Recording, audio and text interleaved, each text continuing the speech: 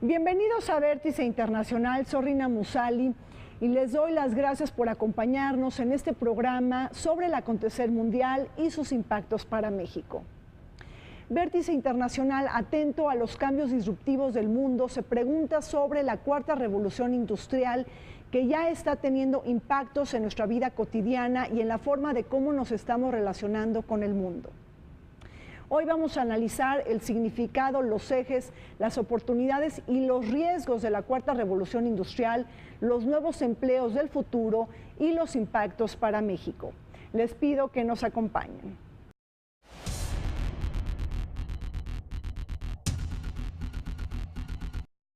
Ante el constante surgimiento de nuevos proyectos empresariales digitales, las empresas se han visto en la necesidad de modernizarse, contratando a ingenieros cuyos perfiles técnicos estén relacionados con el software, la seguridad, la gestión y el análisis de los grandes volúmenes de datos o con los contenidos digitales, ya sean videojuegos, experiencias de realidad virtual, aumentada o de computación gráfica. Este personal, especializado en técnicas de hacking ético, permite anticipar la capacidad y vías de intrusión de un atacante, diseñando e implementando sistemas seguros para la defensa perimetral de equipos y aplicaciones, configuración de herramientas de protección y de los puestos finales de usuarios. Otros perfiles muy demandados son de quienes se dedican al seguimiento de alertas de ciberseguridad en equipos de respuesta a incidentes, además de ser expertos en analizar programas maliciosos concretos. Para que la inteligencia artificial tenga soluciones óptimas, se requiere del uso de grandes cantidades de datos, es decir, del Big Data, cuya importancia radica en la información que las organizaciones puedan aprovechar para obtener ideas que conduzcan a mejores decisiones y movimientos de negocios estratégicos. Los datos pueden ser moldeados o probados de cualquier manera que la empresa considere adecuada, identificando los problemas de una forma más comprensible, obteniendo el avance empresarial y la mejora de la calidad de vida de los ciudadanos. El Foro Económico Mundial ha denominado como la cuarta revolución industrial a esta serie de adelantos tecnológicos, de los que considera alterarán fundamentalmente la forma en que vivimos, trabajamos y nos relacionamos unos con otros a través de la política mundial, desde los sectores público y privado para la academia y la sociedad civil.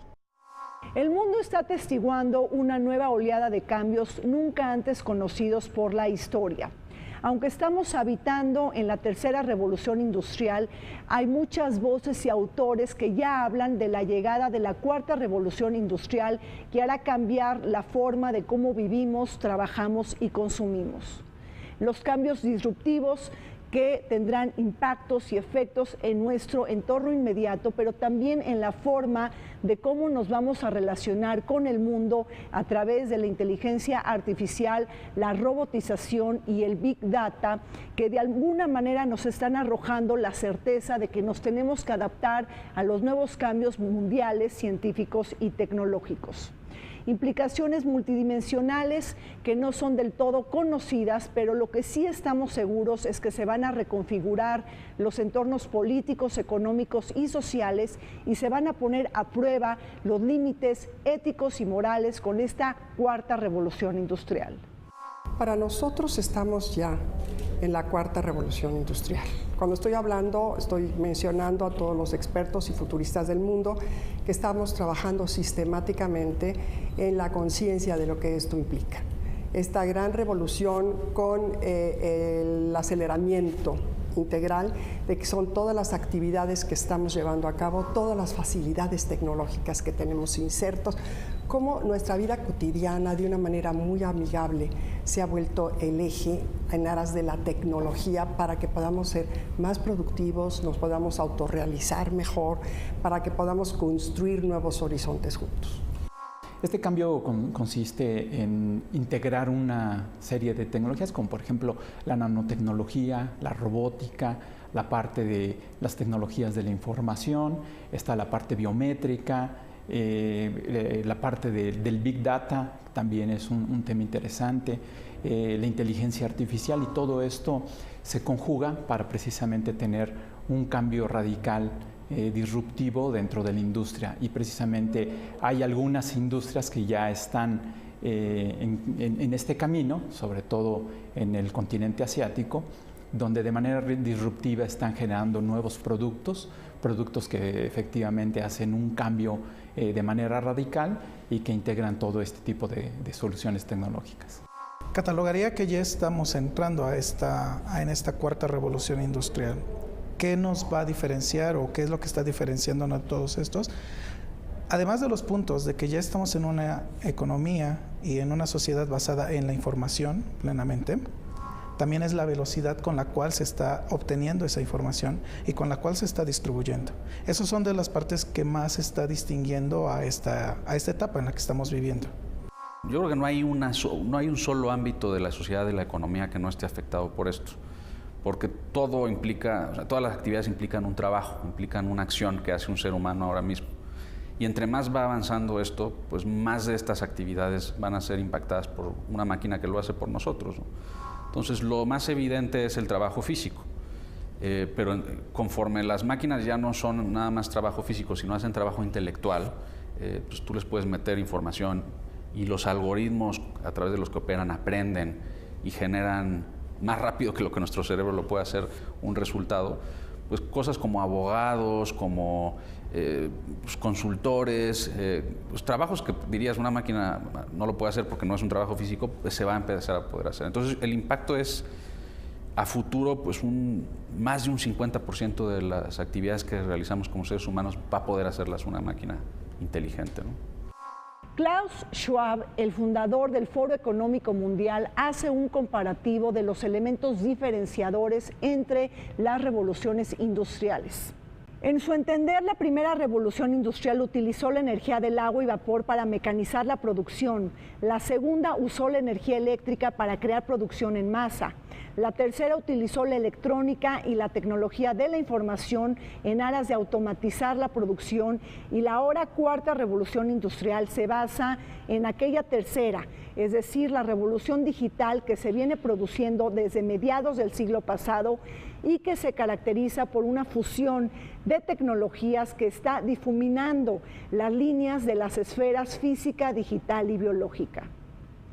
En palabras de Jeremy Rifkin, mientras que la primera revolución se basó en la máquina de vapor alimentada por el carbón, la segunda estuvo nutrida por el petróleo, mientras que la tercera se basa en fuentes limpias y renovables, el aire, sol y agua. Es decir, ahora la gente produce su propia energía no contaminante desde sus tejados y hogares, que la convierten en una especie de Internet de la energía bajo criterios de distribución horizontal y descentralizada.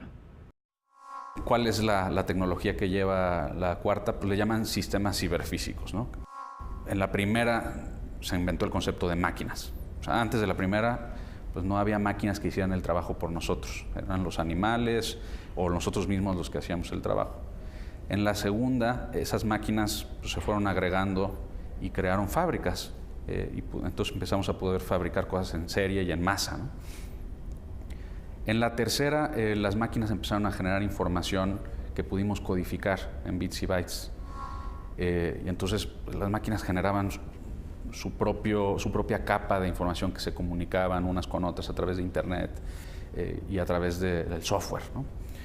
¿Qué pasa en la cuarta? Que podemos darle inteligencia a las máquinas. Esa es la mejor explicación que se le puede dar, ¿no? O sea, ya hay máquinas, las máquinas se agregan en fábricas, esas máquinas generan información, ahora esa información se puede devolver a las máquinas para que las máquinas actúen por sí solas, de forma autónoma. Nosotros vemos todo como una sinergia. Dentro de todos los tipos de lo que podríamos llamar la manufactura robótica, la nanotecnología en sus dos versiones, lo que implica los drones, la tercera y la cuarta impresión, como se le llama, el teletodo, el Internet de las cosas, la semántica de la web, el que nosotros logremos en un determinado momento, en lugar de verlos como elementos lineales, que lo veamos dentro de una convergencia. Aquí también uno de los grandes retos es la seguridad. El caso que tenemos de manera muy palpable es en Internet de las cosas. Muchos de los dispositivos que tienen esta característica y que están conectados a la red mundial, no necesariamente han tenido una actualización en el software que tienen embedido. Y el problema es que al paso del tiempo se vuelven vulnerables. Si tenemos alguno de los dispositivos telefónicos más conocidos de los móviles, por ejemplo, ya sea Android o el teléfono de Apple. Entonces estos dispositivos tienen la capacidad de estar escuchando en todo momento. Lo mismo pasa con las televisiones de las diferentes marcas. Estas televisiones inteligentes en todo momento están a la escucha y, ¿por qué no?, alguien que conozca de tecnología puede llegar a tener control sobre todos estos dispositivos y escuchar qué es lo que está pasando alrededor. Así que efectivamente la parte de la seguridad es un tema muy importante en esto y la inteligencia artificial juega un papel muy importante. Por ejemplo, sistemas que se autoparchan.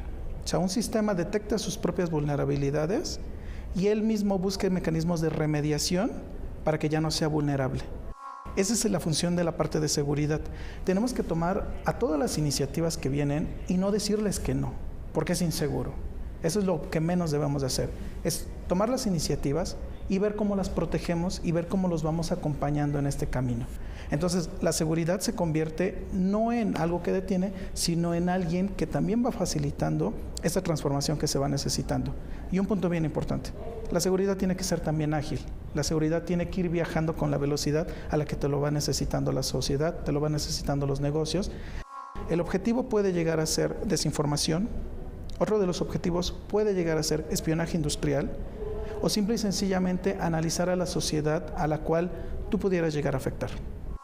El mundo vertical y centralizado del siglo XXI está siendo sacudido por la democratización de la energía y de la información, que impactará la reorganización de las relaciones políticas, económicas y humanas. La nueva era colaborativa, aunado a la velocidad y alcance de los cambios tecnológicos, anuncia no solo transformaciones en los sistemas de producción, gestión y consumo, sino también en los modelos de gobernanza política y en el estado de ánimo de la vida democrática.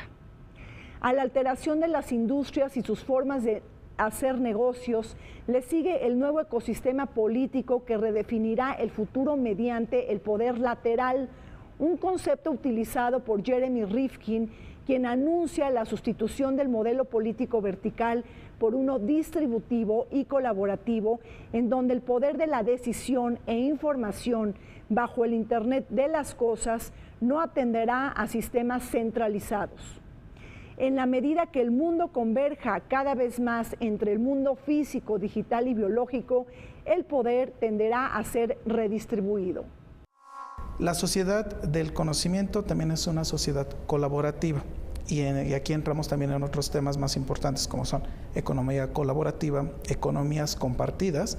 Entonces, cuando tú ves a la sociedad en este trance de que era una sociedad, digamos que un poco más desconectada, a una sociedad más conectada, con dispositivos inteligentes, que le aplicas algoritmos que te pueden perfilar, pues obviamente tienes un crecimiento en las habilidades de lo que puede hacer cada persona en su día a día. Entonces, tienes herramientas como redes sociales que te permiten a ti ejercer también tus derechos humanos. A final de cuentas, el Internet es un mecanismo por el cual puedes llegar a ejercerlos.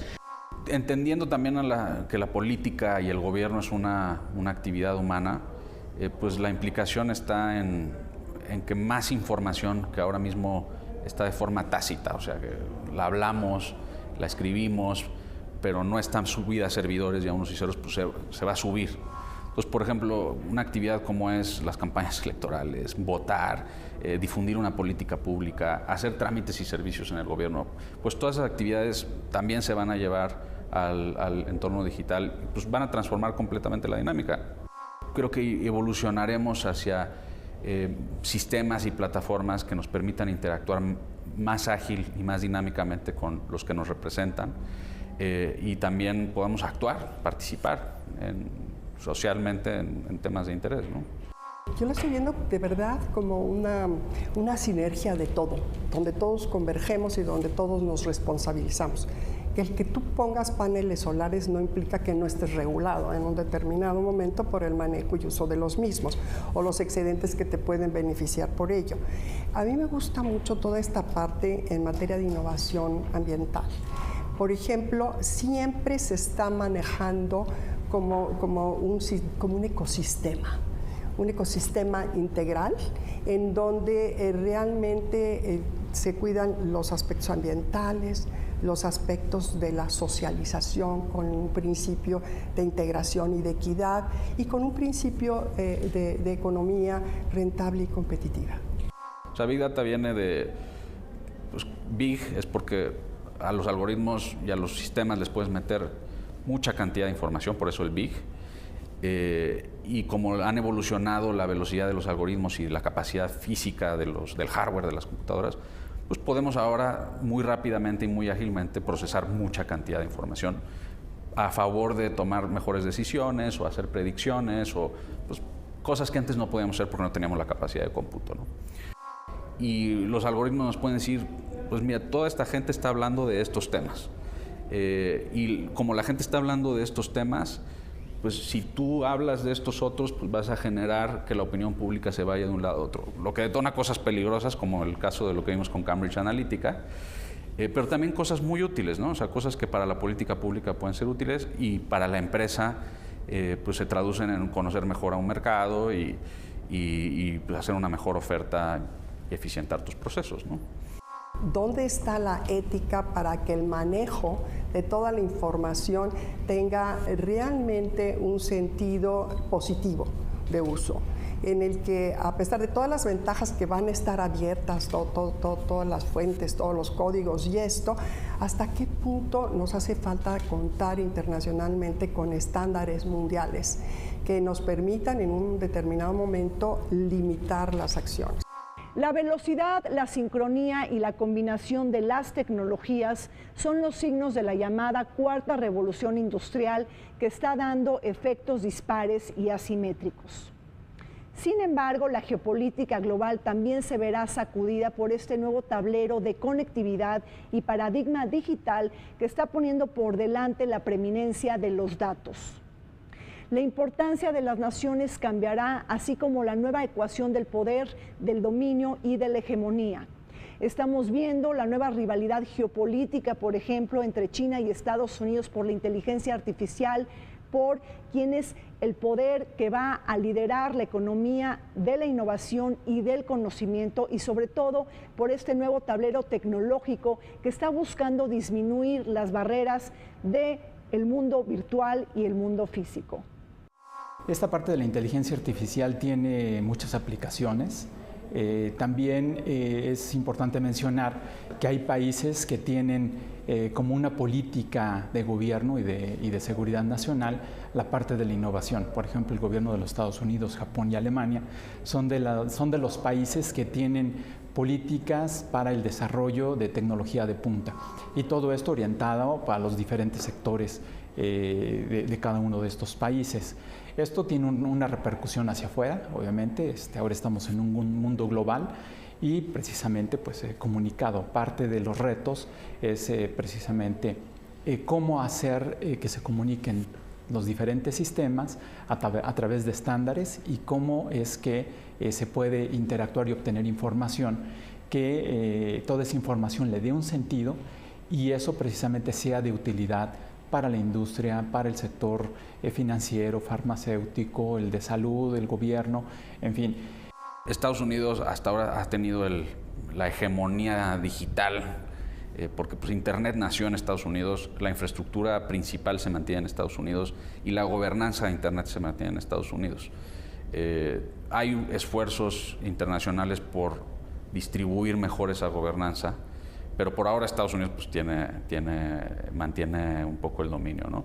Entonces yo creo que pues, eso hace que potencias rivales como pueden ser Rusia o China pues, quieran desarrollar sus propias capacidades y se vuelva una manera de ganar poder el que tanto influyo en las redes sociales, en la opinión pública de un país como Estados Unidos a través de redes sociales, o cómo puedo pues, lanzar ataques como el clásico denial of service, que es el ataque más común, que es saturar a un servidor mandándole peticiones de información.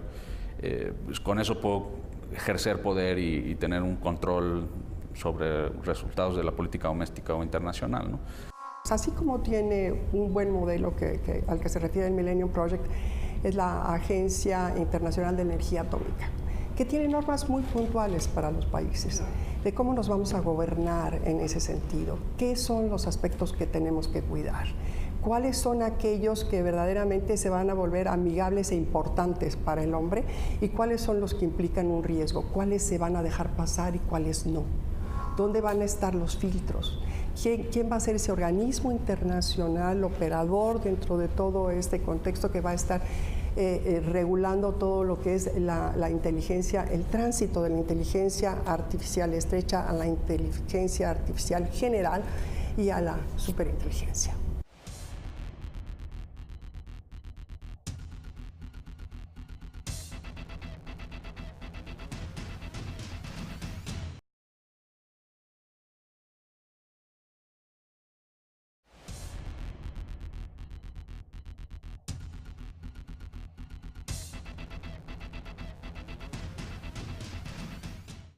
El foro de Davos en Suiza, la cumbre del G7 en Canadá y la próxima cumbre del G20 en Argentina, los principales foros de toma de decisiones a nivel internacional, están teniendo como agenda de trabajo y principales ejes de discusión la llamada Industria 4.0 y las oportunidades y amenazas que de alguna manera están arrojando para el mundo.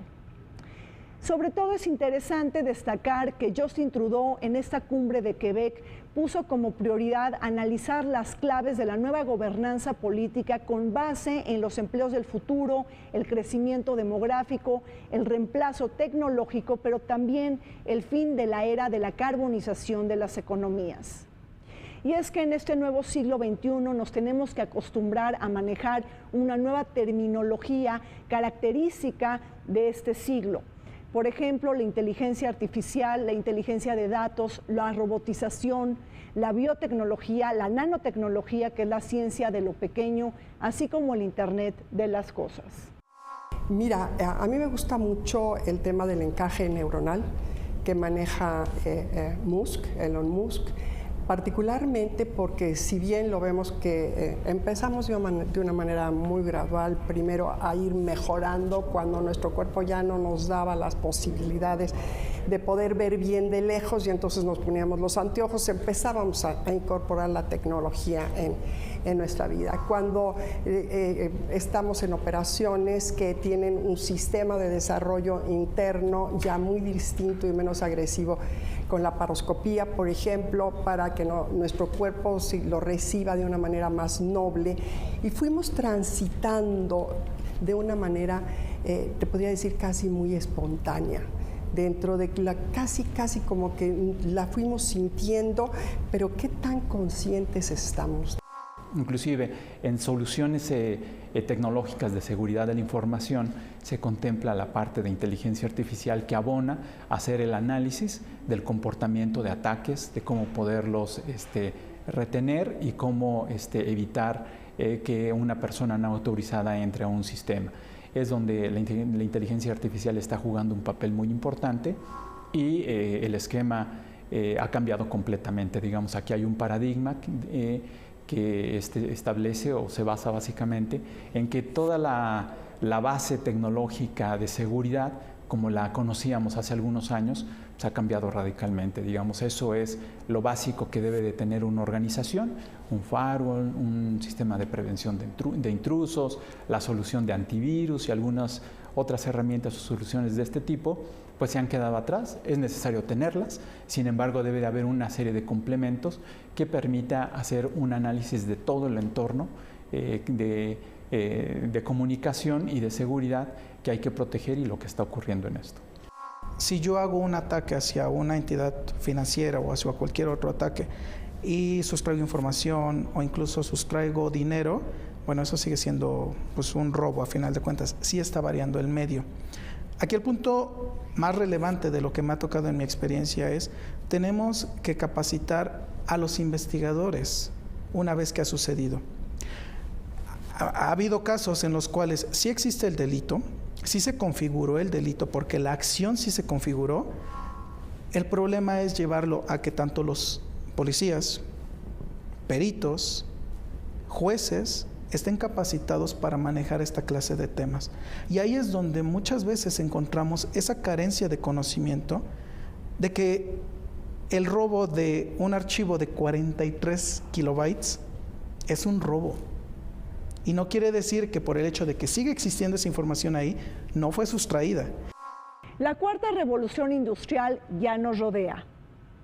Los vehículos autoconducidos, los asistentes virtuales, los drones autónomos y educadores robóticos tienen como propósito mejorar la vida de las personas. A ellos se les suma las múltiples aplicaciones médicas, sanitarias, ambientales y financieras que se están desarrollando como producto del boom de las tecnologías. Las prótesis personalizadas, las medicinas focalizadas o hechas a la medida, junto con el despliegue de innovaciones en el terreno financiero como las carteras cibernéticas, los relojes inteligentes o las cadenas de bloques que han habilitado las criptomonedas, han tomado cada día mayor fuerza y revuelo. Precisamente la combinación e intersección de la inteligencia artificial, la robótica y otros vectores tecnológicos y convergentes suplantarán la fuerza manual y puestos de trabajo. Aunque todavía no queda claro la lista de ganadores y perdedores de la cuarta revolución industrial, lo que sí estamos seguros es que estamos asistiendo a un cambio de era que nos planteará dilemas inéditos y escenarios difíciles de resolver. Ahora ya se ha planteado un derecho humano, el acceso al Internet.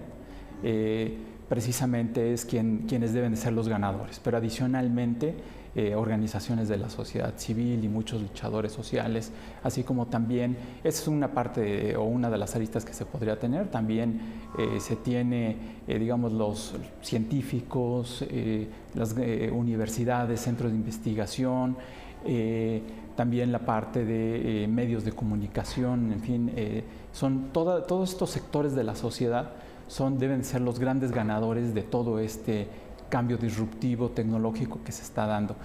Ahora es un proceso del conocimiento industrial, el conocimiento eficiente, de tomar extractos o fragmentos de información que podamos procesar de manera muy rápida, pero estamos perdiendo la capacidad de podernos concentrar en algo. Yo creo que los ganadores son los que han conseguido reunir la mayor cantidad de datos que les permite tener inteligencia y vender esa inteligencia. Seguramente has oído hablar de el GAFA, de Google, Apple, Facebook y Amazon, los 4 grandes recopiladores de datos, pues ellos son los grandes ganadores, ¿no? Y aquellos con los que ellos pueden colaborar y tener más información que se puede pues, minar y sacarle beneficio. Y los perdedores, desafortunadamente, pues hay una lista muy larga de, a lo mejor no perdedores hoy, pero perdedores mañana, que si no nos apuramos, pues o sea, el nivel de pérdida y de rezago puede ser altísimo, ¿no? Que son pues, las pymes que, por ejemplo, no han adaptado tecnología, todas las personas, trabajadores que tienen habilidades que van a ser sustituidos por máquinas y no tienen la capacidad y no van a tener la capacidad de adaptarse rápidamente a nuevos roles o a nuevas actividades. En esta revolución industrial, quienes son los más afectados o van a ser los más afectados son los denominados trabajadores de cuello azul. Ellos, al tener una mano de trabajo, una fuerza laboral, la cual consiste en un mecanismo repetitivo, pueden ser automatizados. ¿Quiénes no deben de, o quién se percibe que no va a ser tan afectado, son las partes de relaciones humanas? Si bien un robot puede llegar a consultarte, no va a ser lo mismo y no va a tener el mismo impacto humano que llegue un robot a consultarte a que llegue un humano a consultarte. Entonces, hay muchos trabajos como la seguridad social, como los médicos, que no vamos a poder desplazarlos, porque no perdamos esa humanidad dentro de esta transferencia tecnológica. Yo creo que es lo más importante a final de cuentas. Fundamentalmente van a ser todo lo que es sensible de automatizarse, van a ser los que van a ser desplazados. Para el Millennium Project, por ejemplo, algunas de las actividades que en cuanto a patrones puedan ser sustituidos podrían ser las áreas administrativas, contables, las áreas jurídicas, pero la calidad es lo que va a diferenciar las cosas. como cualquier profesionista, podemos utilizar todas las herramientas tecnológicas que nos van a dar mayor velocidad y eficiencia, pero vamos a imprimir ese sello de distinción. Entonces, siempre va a estar el hombre en esta etapa, llamamos de la inteligencia artificial estrecha todavía, que es la que estamos viviendo, va a estar como una fuerte contribución a lo que es el mismo desarrollo de la propia tecnología. El año 2030 nos amenaza con la posible pérdida de 2,000 millones puestos de trabajo, según lo establece el Millennium Project. Mientras que unos piensan que las nuevas tecnologías jamás podrán reemplazar a las personas en sus puestos de trabajo, otros dibujan escenarios catastróficos frente a los cambios vertiginosos del empleo y la necesidad de entrenarnos con nuevas habilidades y capacidades. En este contexto, la mano de obra menos calificada perderá sus puestos de trabajo porque serán reemplazados por máquinas, al tiempo que los trabajadores altamente calificados se pudieran colocar como los menos afectados. Por ejemplo, el Instituto Global McKinsey ha concluido que casi la mitad de las actividades laborales a nivel mundial tienen el potencial de ser automatizadas. No olvidemos que las protestas antitecnológicas serán las nuevas huelgas del futuro y se convertirán en el meollo de los grandes debates mundiales. Recordemos la amenaza de huelga que invadió a Las Vegas en mayo del 2018 por temor a que los trabajadores sean reemplazados por los robots. Se está viendo, por ejemplo, un desplazamiento de las fuerzas de trabajo. ¿Por qué? Porque todo tiende a automatizarse. Todo con la parte de la electrónica, la parte de la información. Todo esto, si lo aplicas a que metes motores analíticos para analizar comportamientos, para analizar cómo se va a comportar las personas, bueno, pues puedes empezar a gestar algún nuevo tipo de trabajo y empiezas a desplazar algunos otros tipos de trabajo que estuvieron bien en su momento. Entonces, aquí es algo bien importante porque es un momento también no de disrupción, sino de empezar a ver ese cambio y empezar a adelantarnos como país para estar preparados a los nuevos trabajos que se avecinan. Perdedores hoy por hoy son los que ya están siendo sustituidos y ya no tienen y todavía no tienen las competencias digitales, pero ese número va a ir creciendo radicalmente si no hacemos algo como gobierno, como sociedad y en lo individual, ¿no? Por adaptarnos. Sí, esa es la cara buena, la cara luminosa, ¿no? de la moneda de la inteligencia artificial y la automatización. Yo a veces me enfoco mucho en la negativa porque desde Media Lab queremos hacer mucho énfasis en que hay que trabajar por ello. Pero efectivamente hay una cara muy buena, que es las posibilidades que se abren, ¿no? O sea, hay nuevos negocios, nuevas actividades, nuevas habilidades que emergen como posibilidad a partir de la tecnología. Pues, por ejemplo, una carrera o una habilidad que está creciendo mucho es la de la ciencia de datos, ¿no? Los científicos de datos. Personas que combinan pensamiento matemático de probabilidad estadística con ciencias computacionales pues, para resolver, pues, para crear este nuevo mundo basado en datos y en inteligencia artificial, ¿no? Entonces ahí hay una oportunidad brutal. Cambio tecnológico a todas estas tecnologías que vienen cambiando todo lo que es la industria, vienen cambiando la parte de los servicios y los bienes, así como también cómo es que se ofrecen los servicios a través del gobierno. Y bueno, y en el tema de transparencia y acceso a la información, así como también la parte de protección de datos personales, que es un tema que no necesariamente muchos se toman en serio, pero es un tema muy importantísimo. Digamos, aquí cabe mencionar que en el caso de México, el Congreso de la Unión ha emitido leyes, la Ley Federal de Transparencia para la Protección de Datos Personales en posesión de sujetos de particulares, y también hay una Ley General de Protección de Datos Personales para el sector público. Principalmente todas las que tengan que ver con las ingenierías, la ciencia, la tecnología, pero nunca nos vamos a olvidar de las humanidades. ¿Sí? Esta parte de la calidad que el hombre imprime en cuanto a la velocidad de todo resulta verdaderamente fundamental. De lo que implica en cuanto a grandes oportunidades que nos brinda esta posibilidad de que nosotros vayamos cambiando en el futuro el empleo por generar el autoempleo en las actividades que a nosotros nos interesan. Y creo que, y ver que toda la parte de la robótica, más bien, ¿a quiénes vamos a emplear? Nosotros vamos a emplearlos a ellos para que nosotros tengamos la oportunidad realmente de hacer lo que nos interesa en la vida. Y poco a poco, en lugar de ver a la tecnología como una competencia, la sintamos como nuestra aliada principal.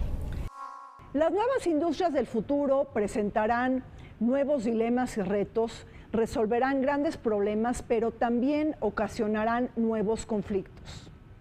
Sobre todo porque ya estamos viendo la destrucción masiva de empleos por la automatización y robotización, pero quizá también se puedan generar nuevas oportunidades y nichos de mercado. Sobre todo porque en la era digital el mercado laboral está demandando nuevos empleos y también otros perfiles de puestos que están más vinculados y relacionados con la ciencia, con la ingeniería de datos, con los programadores especializados y sobre todo en el rubro de la ciberseguridad. Por otro lado, nuevas incógnitas tenemos que enfrentar, sobre todo en las industrias, en las empresas altamente robotizadas, cómo va a actuar, cómo se comportará el nuevo derecho sindical y las áreas de recursos humanos de las empresas, qué criterios se van a establecer para privilegiar la regulación cuando hoy las máquinas inteligentes y los robots están desplazando a la mano de obra humana. Algo que me llamó mucho la atención cuando hice una investigación mundial para preguntarles cuáles iban a ser los futuros de la participación en los temas de inteligencia artificial. Entonces, sí, pero tenemos que regular también los derechos de los robots, ¿sí? ¿Hasta qué punto estamos pensando o no pensando en ello? ¿Cuáles son nuestras obligaciones? No nada más es crearlos, sino respetarlos en los procesos mismos de aquello que nosotros hemos creado, ¿no? Entonces, las empresas, yo creo que están muy conscientes de cómo hacer este proceso de automatización y al mismo tiempo cómo abrir estos grandes programas de responsabilidad social corporativa que son muy importantes y que van generando oportunidades a la gente. El invitar a la gente a que piense más allá, a que transforme. Es decir, yo no solamente voy a ser un innovador, sino voy a ser un transformador. Yo no solamente voy a buscar un empleo, sino que voy a hacer actividades que a mí me interesan llevar a cabo. Y voy a tratar de ser lo mejor. ¿Y cómo me voy a poder apoyar? La clave está en cómo allegarles los recursos a todos ellos que quieren hacer estos tránsitos. Ya necesitamos no solamente ingenieros, sino también ya necesitamos abogados que tengan un perfil de tecnología. Necesitamos economistas que sepan sobre economía digital. Necesitamos médicos que no solamente sean médicos tradicionales, sino que ya empiecen a atender a analizar lo mejor de la inteligencia artificial para aplicarlo al cuidado de la salud de las personas. Entonces, no solamente ingenieros, sino que ya vamos necesitando desarrollar otras habilidades en todas las áreas. Mucho de lo que se desarrolló a principios del siglo pasado, que desarrollaron precisamente los japoneses, para toda la cadena de producción y de suministro.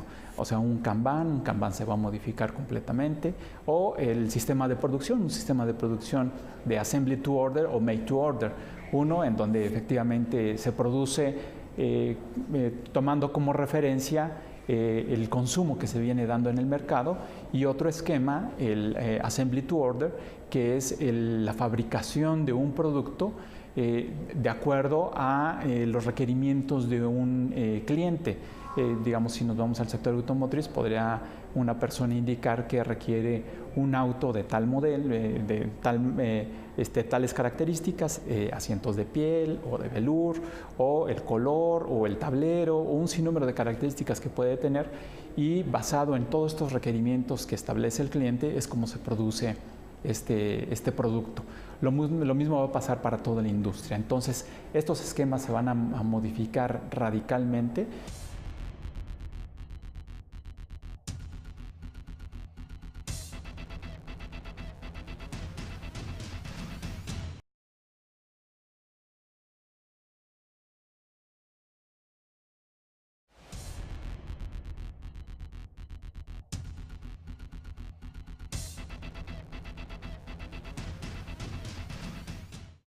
Los estudios del futuro juegan un rol medular en las relaciones internacionales y en la política exterior. Los países industrializados, más desarrollados y más adelantados trazan una ruta de navegación dependiendo de las tendencias y de los escenarios políticos, económicos, sociales, científicos y tecnológicos de cara al año 2030, 2050 y por mayores periodos de tiempo. Sin embargo, el caso es contrario para aquellos países subdesarrollados o menos adelantados que deben de enfrentar otros dilemas y otras necesidades. Sobre todo estos países que no le dan la importancia debida al futuro ni al pensamiento estratégico. Me estoy refiriendo a muchos países de América Latina, entre ellos incluidos México. Los mexicanos que no sabemos tener una visión del futuro, que reaccionamos antes de anticiparnos y que no hacemos escenarios cuando el mundo está atestiguando un cambio de era. Sí creo que el futuro está en las instituciones, los organismos multilaterales. O sea, yo creo que en la medida en que evolucionemos hacia, como países, ir sacrificando algunas de nuestras políticas y decisiones para que se tomen a nivel colectivo de la comunidad global, pues vamos a poder ser más efectivos en lidiar con problemas globales como migración, como el desplazamiento de empleo por automatización. Y pues poder generar nuevos pools de talento global, ¿no? Si hay un grupo de la población de Estados Unidos, como la tenemos en México, como está en otros países, enojada porque no se atienden sus temas. Entonces, creo que quien vaya a sacarnos en México, en Estados Unidos y en el mundo de este atolladero es quien sepa balancear el cómo atender las políticas domésticas con cómo trasladar más decisiones a la arena internacional. Estamos agobiados por los medios, ¿sí? Porque hay información constructiva que sí podemos empezar a cambiar, en donde el camino es primero identificar cuáles son los factores de riesgo. Los factores de riesgo como país. Para que nosotros ayudemos a construir mejores políticas públicas, tenemos que identificarnos con nuestra realidad. Entonces, si los factores de riesgo están en la educación, están en el medio ambiente, están en los trabajos, están en la familia y están en las decisiones que el individuo mismo tiene. Entonces, analizar ese contexto de base, primero sobre las causas. No nos vamos a ir a las consecuencias y ver cómo podemos trabajar las causas. Y en aras de las causas, cómo podemos reencaminar lo andado, ¿sí? Y el camino se llama prevención. Yo la califiqué como una prevención constructiva versus una represión tan costosa que nos cuesta al país. Si lo que invertimos en seguridad, un 20%, lo canalizáramos a prevención, empezaríamos a construir el mundo de manera diferente. Y el asunto o el detalle es que es tanto para el sector privado como para el sector público está el derecho que tienen las personas para la protección de sus datos personales. Por eso es que cuando vamos a una tienda de autoservicio o a un, digamos, podríamos estar en una central camionera o en algún otro lugar en donde nos requieren una serie de datos, ahí se exhibe el aviso de privacidad y se indica qué es lo que se estarán haciendo con esos datos. Digamos, el término es qué tratamiento se le darán a esos datos personales que se recaban. Este es algo muy importante porque todos estos datos que proporcionamos deben de utilizarse solamente para el fin que fueron recabados. Quien los recaba no tiene el derecho de transmitirlos o enviarlos a un tercero, a menos de que sea una autoridad judicial o alguna otra autoridad que tenga las atribuciones para poder hacer ese requerimiento. Y también en la parte del tratamiento de los datos personales es importante ahora también con el tema de la nube, que cuando los datos personales, ya sea que una empresa del sector privado o del sector público los lleve a la nube, tenga en cuenta cómo es que va a proteger toda esta información. Frente a la economía del conocimiento y la innovación, México debe de anticiparse a los efectos del cambio de era tecnológica ante la inteligencia artificial, la robotización y la biotecnología. Mientras que el mundo está enfilado en la nueva era del conocimiento y en la convergencia de las múltiples plataformas tecnológicas, nuestro país sigue anclado en cómo mantener los salarios bajos que establece el Tratado de Libre Comercio de América del Norte. Nuestras brechas de desigualdad son abismales y dispares entre el norte y el sur, entre población pudiente e indigente, entre personas educadas y marginadas, y ahora la ola transformadora de la cuarta revolución industrial nos abre la nueva brecha tecnológica que pudiera incidir en mayor desigualdad social y en un mercado laboral más segregado, debido a que la demanda de trabajadores altamente calificados aumenta frente a aquella de empleadores con menor educación y aptitudes. Por ello, México necesita del desarrollo de una política inclusiva que involucre a todos los actores a propósito de beneficiarse de la llamada cuarta revolución industrial. Yo creo que las asimetrías son evidentes para todos, ¿no? Pues México tiene salarios más bajos que le permiten ser más competitivo para hacer una oferta de manufactura. Estados Unidos pues, es más fuerte quizás en conocimiento, en innovación, y en pues, lo que implica generar nuevos sectores y más valor. Canadá, pues un poco de lo mismo, ¿no? Desde el punto de vista comercial ha sido un éxito. Pero ¿qué pasa? Que esas asimetrías han generado malestar en sectores de la población, como Estados Unidos, que tiene una clase media, clase trabajadora, con un estancamiento salarial de más de una década, que ven pues, que su poder adquisitivo se reduce drásticamente y ven cómo pues, fábricas cierran y se van a México, ¿no? Entonces, pues, visto desde un punto de vista superficial, pues crees que México se está llevando los trabajos, que en alguna medida sí lo es, aunque no estás viendo que se están creando otros. Por ejemplo, ahora lo de las impresoras 3D.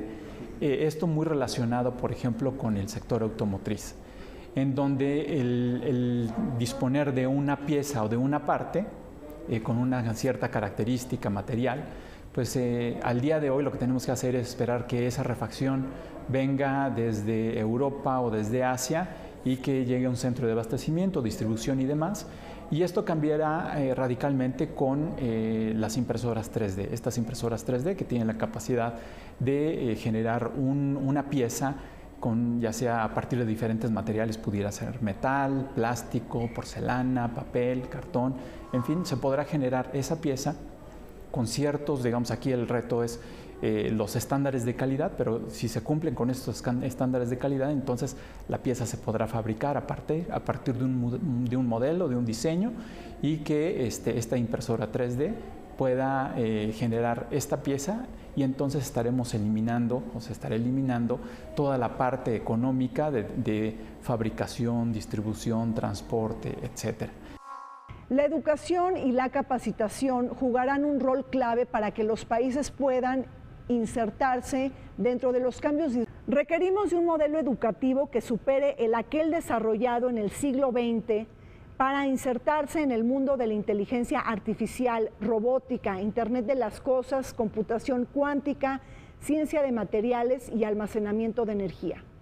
Por ello caben las siguientes preguntas.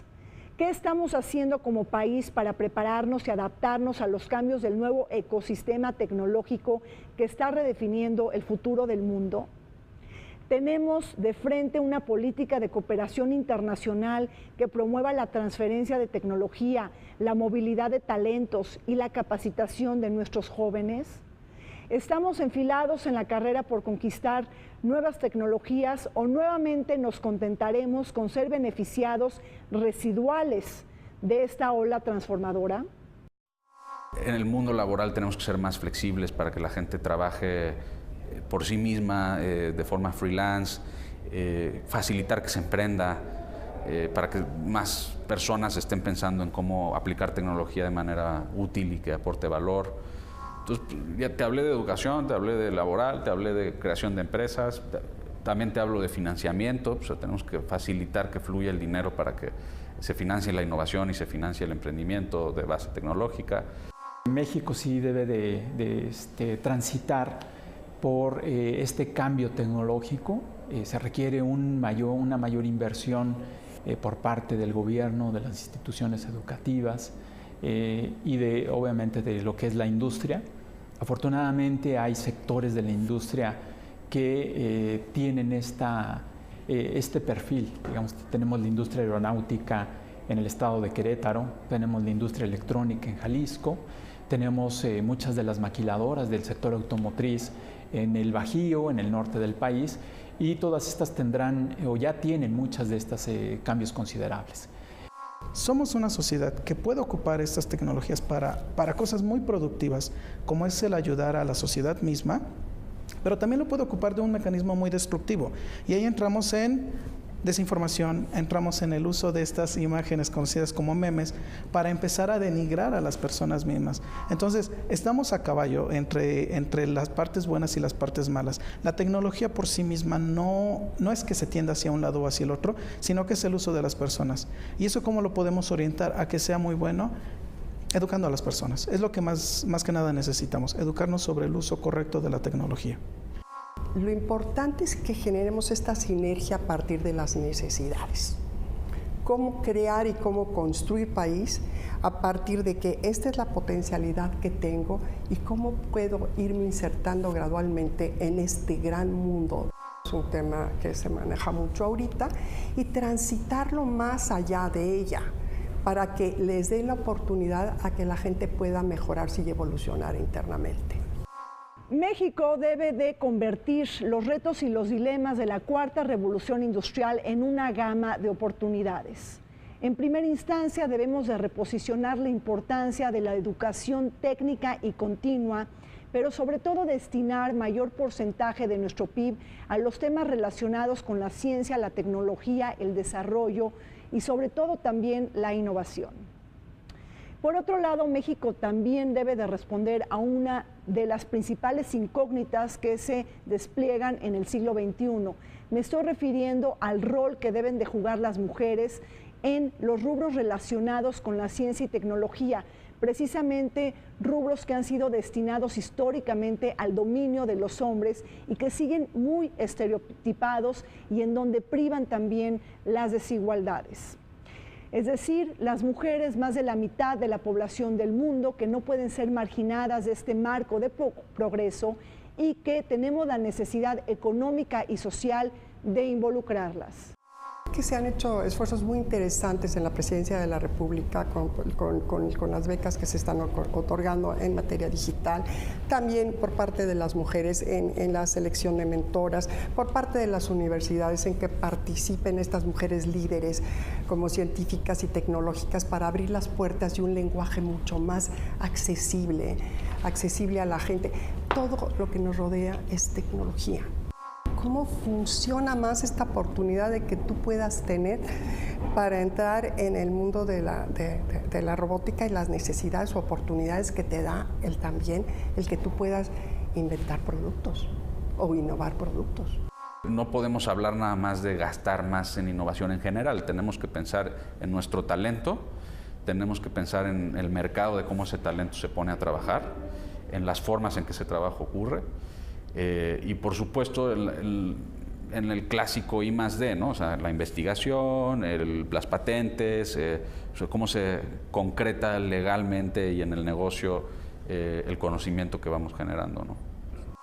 El tema de ciberseguridad tiene que enfocarse desde un punto de vista multidisciplinario. No podemos estar alejados los ingenieros, de los economistas, de los abogados, de cualquier otras personas, de los politólogos. Esto debe de ser un encuentro entre diferentes disciplinas para llevarlo a cabo. Eso es por el lado de cómo debería de ser la investigación, sobre todo en materia de ciberseguridad. El otro punto importante que me gustaría mencionarte: México necesita desarrollar sus capacidades tecnológicas más allá de la dependencia externa. Todos estos datos que proporcionamos deben de utilizarse solamente para el fin que fueron recabados.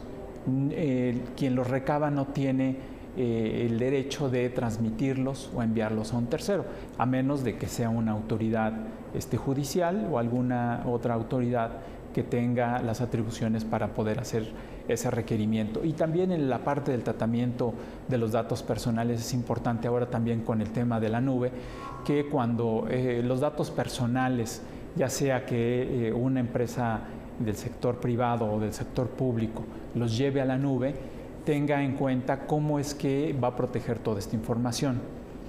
Independientemente del lugar en donde esté es alojada esa información, bueno, con el concepto de que la nube es de que no sabemos dónde está, puede estar en un servidor en California, o puede estar en Alemania, o en Japón, o en la India, o en algún otro lugar del mundo, y es importante que en el diseño de los sistemas de información se considere que la información esté protegida, digamos, que esté cifrada. Muchísimas gracias por su atención y compañía. Soy Rina Musali. Como siempre les recordamos que Vértice Internacional es un programa que se transmite todos los martes a las 21 horas y los sábados en repetición a las 7 de la noche. Vértice Internacional, un programa para todos aquellos que les gusta vivir sin fronteras.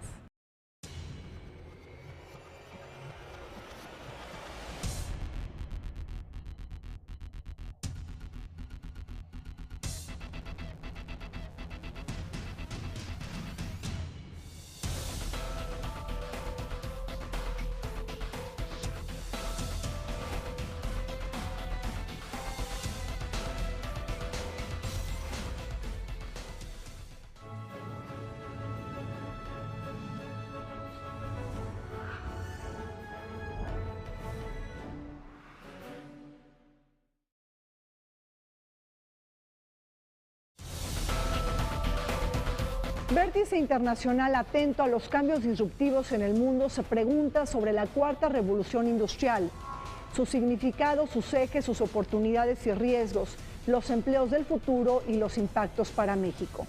Soy Rina Musali y les pido que nos acompañen todos los martes y sábados en Vértice Internacional.